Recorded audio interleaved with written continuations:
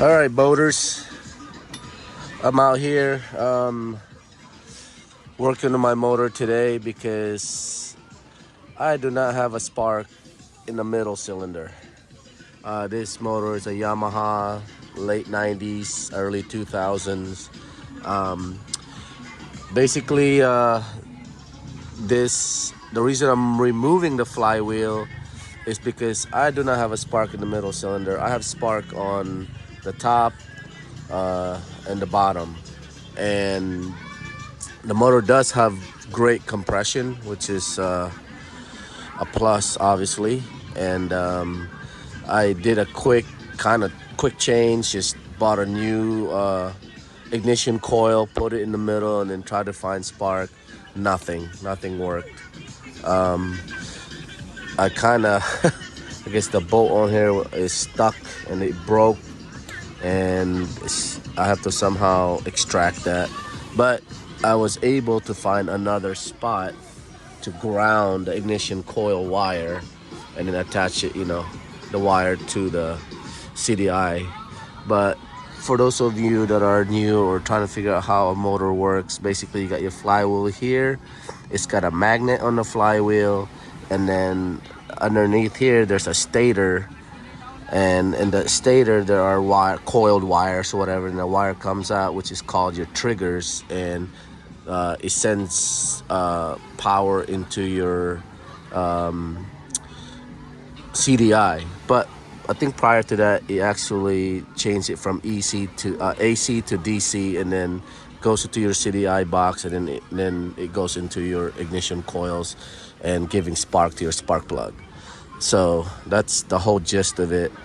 So instead of like, hey, I'm gonna replace a CDI or the stator and try to just kind of guesstimate of the reason why there's no spark, this type of motor, they actually have two triggers, and one trigger goes to the top and bottom cylinder, which I have spark, and then another trigger goes to the middle cylinder and gives it spark. But the thing is, if this motor has been sitting for 2 years, and it gets rust underneath here, so I figured this is the cheapest way to try to see if my next step of trying to trace down about the no spark is to just take this off, make sure that whatever underneath here, like my trigger points, are not rusty.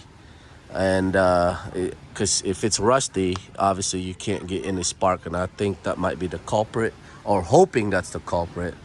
Anyway, I did a couple things with how to try to take this, or a couple ways to try to take this off. The first time I did it was, I watched people on YouTube, so I did the same thing, put a little bar here, just kind of give it some pressure, and then I backed out the nut, and then just enough, and then I hit it with a hammer.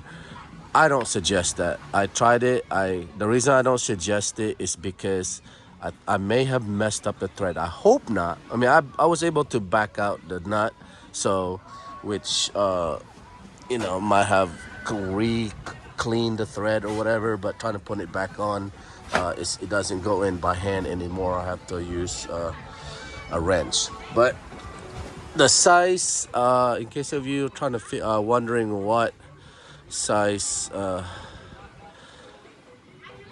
used here, is 32 millimeter. It's actually a little big.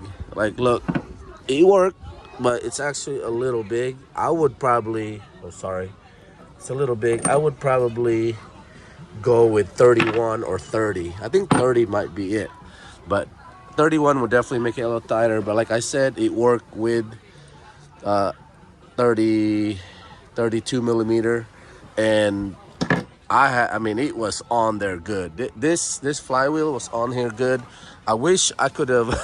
The video cut off on me, and I don't know why. But so what I did was I went on. So here in the Philippines, they have it what we call Shopee. It's equivalent to like Amazon, and this was only like less than $20 for this flywheel puller tool, and it comes with this three screw, and it screws right into your flywheel here, and then it goes right there. And so what I did was I pull this up. Make sure this is all even when you do that. Normally when you put this nut on here or this screw on, it will show if there's a little bit of gap. Make sure that gap is gone. Like tighten this down so that there's no light, and that way it's even when you pull it up. So you twist this until it's super tight. Don't like over tighten it, but just until it's super tight. And then I took this little pinball hammer and I was just sitting there. Like at first I did 1, 2, 3, and then it loosened up, I guess, slightly, and then I tightened it a little bit more, and then I did the same, and then so I did that about twice, and then the last one I did 5, and when I did the 5, this flywheel actually popped right off. So that was awesome. And I think I had a really stuck flywheel. So for those of you that don't have a really stuck flywheel, it should be really easy. So my recommendation is you get a tool, don't mess around. Me doing it this way with the thread up and banging on it, and then using some like this, like I was using a bar like that, I'm afraid now that I may have messed up the thread, and I don't want you to go through that same issue. So to keep the flywheel spinning, I just took this wire, put it here on the flywheel teeth, and it holds it just fine. Or you could use a coat hanger or whatever, something like that. So anyway, after I did that, it popped off. I was able to, man, this thing's heavy. I was able to just pop this bad boy right off. So as you can see, my flywheel, it's got some rust to it. The magnet, it's in good shape. And then this has got rust, but that's okay. I'll just clean that up. I'll clean it up really good. I'll take it home, clean it. So, and then here's your stator. Now, once you actually have that flywheel off, check, obviously, just look to see if you have any like burnt wire or a burnt looking stator, like all this. I can't tell because it's got that coating, but one of these triggers, basically these are your triggers here. So that looks, I don't know if that's rust or dirt, but it should not look dark. See how dark that is? That one is not so bad. Yeah, that looks okay. Let's see the other side. Yeah, that looks pretty okay. That too. It should look like this. Where you can easily see the metal still, or the contact point. Yeah, because these are the contact points that I was talking about. So I'm gonna take a wire brush, clean this bad boy off real good, nice and shiny. I don't really want to use like any sort of solvent or anything liquid on here, like a rust remover or anything like that. I actually just gonna use a wire brush or a really high grit, I would say 300 grit sandpaper. What gave me this idea is my buddy Gino. He told me that could be the problem with it because the motor's been sitting. Yeah, so looks fairly simple and nothing to it really. It seemed scary at first. I was like, oh man, I don't know about that, but I got it done. I got the flywheel off and pretty happy about that. And I didn't expect it to look like this with the triggers or the stator. I thought it might have been the other one where it's got like a whole round stator. I didn't think it was. I guess this motor is just that old. Yeah, so there's another contact point here. Yeah, just once you're under here, just whatever you see that is a contact point, go ahead and clean it. Go ahead and do what you can to make it look as clean as possible. I'll let you know if once I finish this and there's actually spark. Now, if there's no spark, obviously in the future, because this actually with a new stator, this is okay. But if I'm gonna change a new stator, I'm gonna go ahead and get a new rectifier as well, and then a new CDI. I mean, this whole electrical area is only maybe, I mean, it's less than $500, even with including the ignition coils and stuff like that. So once I have a little bit of that money, I will probably just do that because it has perfect compression and it runs, right on the spot. So I might as well go ahead and replace that. So if I clean all this and there's still no spark, I think I'm gonna go ahead and replace. Well, I have the flywheel off, so I don't want to have to redo that again. So it might be smarter to go ahead and just replace get new stators, and then if there's still no spark, then we know for a fact that the culprit will be the CDI box. Yeah. So, oh wait, I do have to put that flywheel back on to test to see if that was the problem. So, yeah.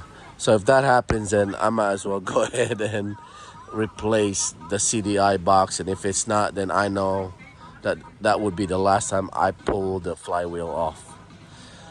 So that's about it. Just wanted to, because I know if some of you run into this problem or issue with no spark, you kind of have an idea of what to do, especially if you have an older motor and it's been sitting. That is something that you can do without having to maybe spend or replace a bunch of expensive parts or electrical parts. So yeah, now that this is open, stator gets that AC power, goes to the rectifier, turns into DC, sends it to the CDI. CDI gives power to the ignition coil. The coil gives that spark to the spark plugs. That's it, folks. Nothing to it. Hopefully that helped you guys or somebody out there that don't have that much knowledge about it. And so that's pretty much it. Oh, so just as an advice, so here in the Philippines, I had a really hard time finding a motor. It's just not that available, especially where I'm at here in Cebu. And they're very expensive here because they're scarce. But if you're in the States and you have the tools, make sure you get yourself a compression tester. Check the compression. Get yourself a spark tester, and make sure that before you buy a boat, unless you just want to buy a project motor and to work on, but I would make sure you do that first. Like here, I didn't have the tools. I went, saw this motor, the guy fired it right up, first turned the key, and I was just like all giddy because basically I bypassed all my instincts because I was just impatient and excited that I finally found a motor out here, which is hard to find. So that's why I jumped on it. And luckily, I have perfect compression, and then I only have one cylinder out, which is okay. That's fixable. That can be easily traced and fixed. Other than that, this motor runs beautiful. I mean, even when it has with two cylinders, it still runs perfectly. I mean, it runs like nothing, like it's, shaking bad or anything like that. It still runs pretty smooth. But you obviously want 3-cylinder firing. I think that is it as far as my advice I can give to you guys. Oh, so for those of you that don't know, if you don't have a spark tester, turn the motor on if your motor runs, and just unplug, an ignition coil from the spark plug. If that motor runs the same, that means that spark plug or that ignition coil is not good. You're not getting any spark. And obviously, if you pull it and it runs rougher, then you know that there's spark. That's on the ignition part. But As far as the cylinder for compression, you're gonna have to get a gauge. So, and they're easily available there in the States, so you wouldn't have any issue. Yeah, I that's what I would recommend if you're going to go buy a motor. All right. Hopefully, I was able to help you guys out a little bit in what I'm doing here, and I'll go home, take care of this cleaning that I gotta do, and then I'll give you guys an update to see if it worked. That if it worked. All right. Later.